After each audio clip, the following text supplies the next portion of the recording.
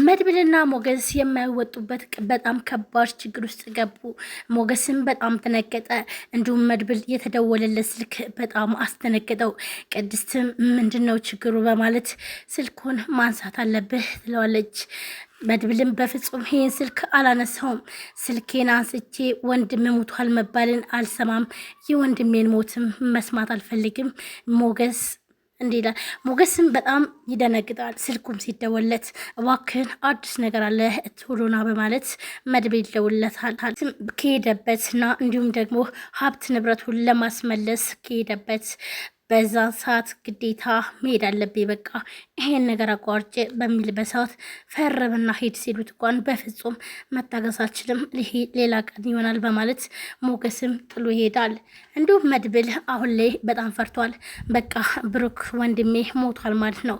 ስለዚህ ስልኩ ክፍትም ቢሆን ከሳምንት በፊት ስልኩ ክፍት ነበር ተብሎም ሲደወልለት ከፍርድ ቤት በቃ ብሩኬ ይገኝበታል የሚባለው ቦታ ላይ መድብልና ሞገስ ለመሄድም ይሞክራሉ።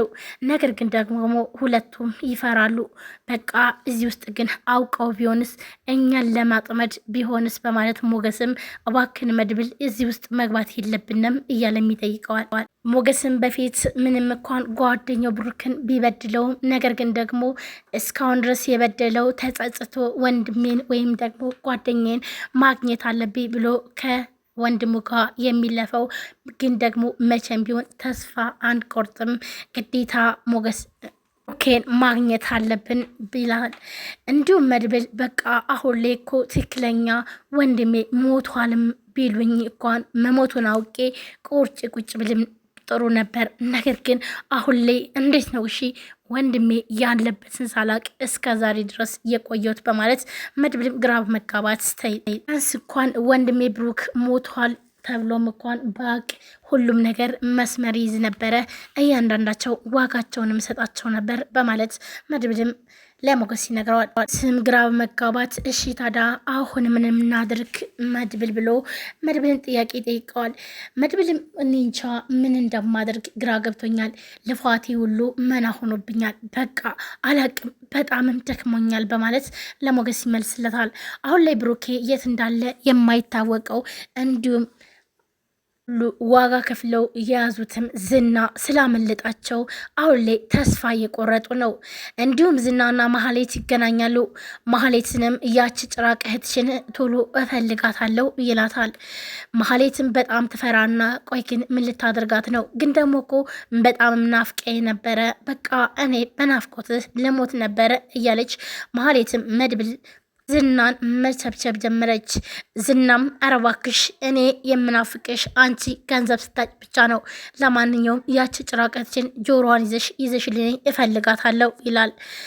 ይህ እዚህ ጋር ደግሞ ኤፍራታ ሁሉን ነገር ስለተናገረች እና እንዲሁም ደግሞ ዋጋዋን እሰጣታለሁ በማለት ነበረ።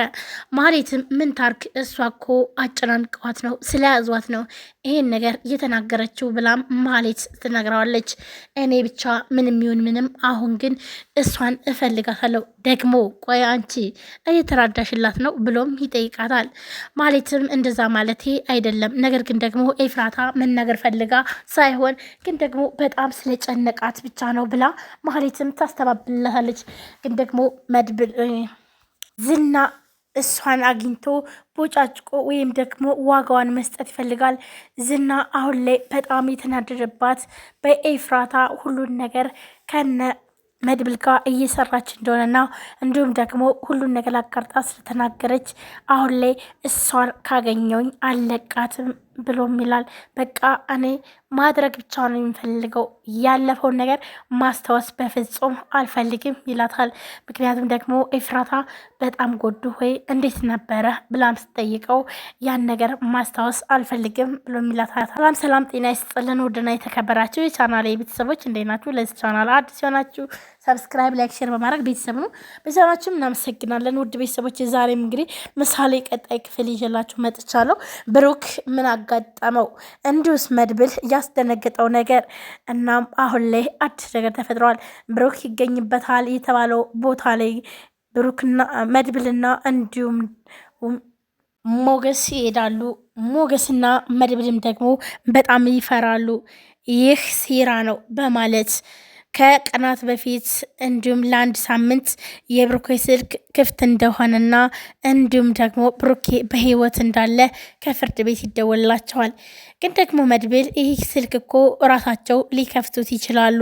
እናም ብሩኬ ወንድሜ በህይወትም ላይኖር ይችላል፣ ሞቶም ሊሆን ይችላል በማለት ይላል። እናም እዛ ቦታ ላይ ይገኛል የተባለው ቦታ ላይ ለመሄድ ግን በፍጹም እነሱ ሊደፍሩ አልቻሉም። ምክንያቱም ደግሞ እነሱን ለማጥመድ የተሰራ ሴራ ሊሆን ይችላል በማለት ነበረ። እናም ግን ደግሞ መቼም ቢሆን ተስፋ አልቆርጥም። ነገር ግን ያሁን ላይ ደግሞ በጣም ሞገስ በጣም የተናደድኩበት ነገር ቢኖር አሁን ላይ በስንት መከራ ዋጋ ከፍለን የያዝነው እንኳን ዝና አምልጦናል። እና ታዲያ እንዴት ነው ሁሉም ነገር ዋጋ እያጣ ያለው? ወንድሜን ወይ ሞቷል ተብሎ ተስፋ ቆርጬ ሁሉም ነገር ቦታ ቦታው በያዘው ብሎ መድብልም ይናገራል። መድብል አሁን ላይ ተስፋ ቆርጦ እያለ ነገር ግን ደግሞ ብሩኬ አለ የለም የሚባለው ነገር የት እንዳለ እንኳን ማወቅ ያልቻለው መድብል ወንድሙን እስከ ዛሬ ድረስ ቢለፋም ዋጋ ከፍሎ እንዲሁም ዝናን እንኳን ቢያስይዘውም አምልጦ በመሄዱ በጣምም ተናዷል። እስከ ዛሬ ድረስ ዋጋ ከፍዬ የያዝኩት ዝና በማምለጡ ወንድሜን እዚህ ችግር ውስጥ ማውጣት አልቻልኩም። በቃ አሁንማ ተስፋ እየቆረጥኩ ነው በማለት ተበሳጭቶ ለሞገስ ይናገረዋል። ሞገስ መቼም ቢሆን መቼም እኛ ተስፋ መቁረጥ የለብንም፣ ለብሩኬ በጣም ብዙ ዋጋ መክፈል አለብን በማለት ለመድብልም ይነግረዋል። መድብልም በቃ አሁን ብቻ አላቅም፣ ግን ደግሞ አዲስ ነገር ካለ እስኪ እንሞክር በማለት ይላል። እንዲሁም ማህሌት አሁን ላይ ከዝና ጋር እየተሾካሾከች እያለች እና እንዲሁም ደግሞ ዝና ከታሰረበት ወይም ደግሞ ከታገተበት አምልጦ ሲሄድ እስከ ዛሬ ድረስ ብዙ ዋጋ እንደከፈለችለትና እንዲሁም ደግሞ እስከሚፈታ ድረስ እንደናፈቃት ተነግረዋለች። እሱም ደግሞ እኔ ምናፍቅሽ ገንዘብ ስፈልግ ብቻ ነው፣ አሁን ለማንኛውም ያቺ ጭራቅ እህትሽን አምጫት በማለት አሁን ላይ ኤፍራታ በጣም አደጋ ውስጥ ነች። መድብል ጋር አብራ ብትሰራም ነገር ግን ደግሞ ዝና ወይም ደግሞ የዝና ሰዎች አይለቋትም።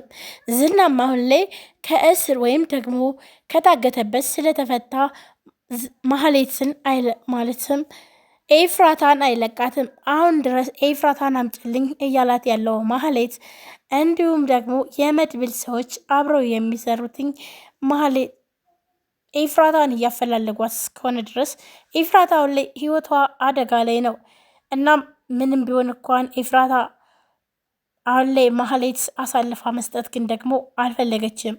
ምክንያቱም ደግሞ ማህሌት የተናገረችበትን እያስተባበለችለት ነው። ማህሌት በጣም ስላጨናነቋት ነው ኤፍራታ ሁሉን ነገር የተናገረችው በማለት ለዝና ሁሉን ነገር ትነግረዋለች።